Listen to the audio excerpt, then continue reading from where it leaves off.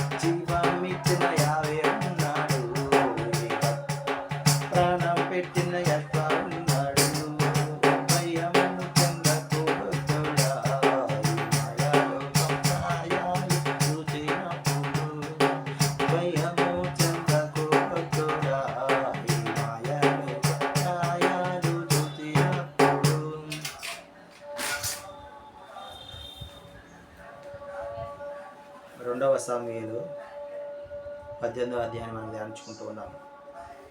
ఈ అధ్యాయంలో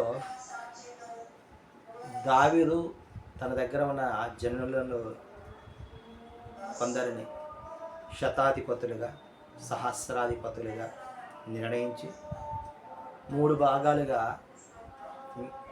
విభజించి, ఆ 3 భాగాలు ఒక యోవాబు చేతి కింద ఒక భాగం, సిరూయా కుమారుడైన అభిషేక్, ఇతనిని కూడా యోవాబు అని పిలుస్తారు, ఇతని కింద ఒక భాగం, గిత్తీయుడైన ఇత్తయి క్రింద ఒక భాగం. ఈ విధంగా 3 భాగాలుగా చేసి, మీతో పాటు నేను యుద్ధానికి వస్తానని వారితో అయినప్పుడు వారు వాదిస్తారు, రాజా మేము పారిపోయినను మాలో 100 మంది లేకుంటే 1000 మంది కూలీలను ఏమి జరగదు, కానీ నీవు పారిపోయినా లేకుంటే నీవు కూలినా నీ యొక్క పేరు పోతుంది, కాబట్టి మీరు రావద్దు, యుద్ధమునికి రావద్దు అని వారు వారించినప్పుడు, అలాగనే మీకు నచ్చినదే, మీకు ఇష్టమైనదే చేయండి అని రాజు నగరులోనే ఉండి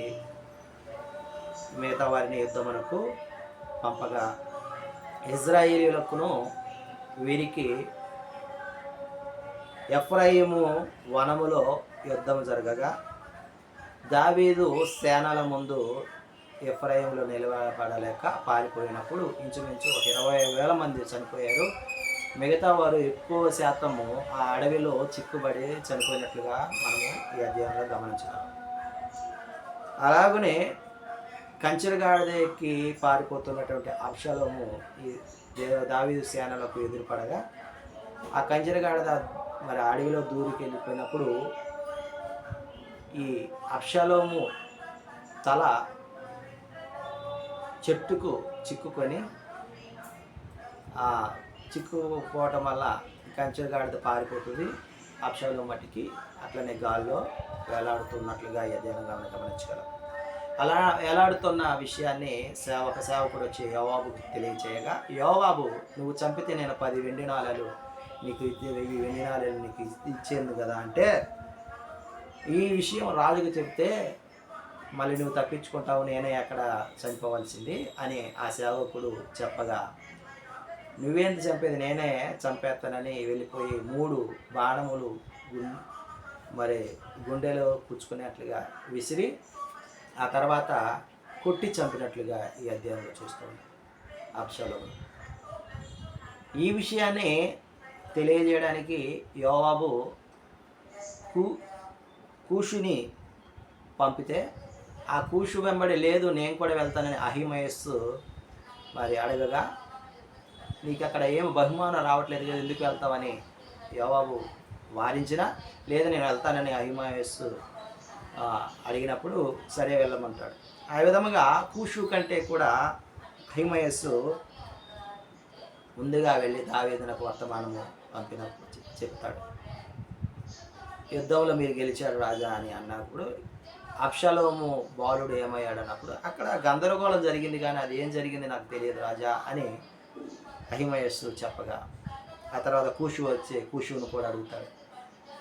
కూషు, నీ శత్రువులు ఏ విధంగా ఉన్నారో ఆ బాలుడు కూడా అదే విధంగా ఉన్నాడు అని తెలివిగా యుక్తిగా సమాధానం చెప్పినప్పుడు దాన్ని అర్థం చేసుకున్న దావీదు అబ్షాలోము నిమిత్తము ఏడుస్తున్నట్లుగా ఈ అధ్యాయం మనం గమనించగలం. ప్రియమైన సహోదరి సహోదరులారా, అదోనే వారి చిత్తం ఏమై ఉన్నదో ఆ విధముగా ప్రతిదీ జరుగుతుంది. ఇక్కడ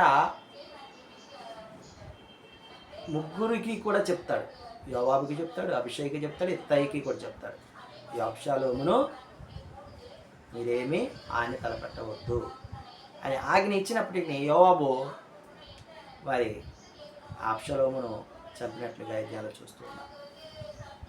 ఆమేన్.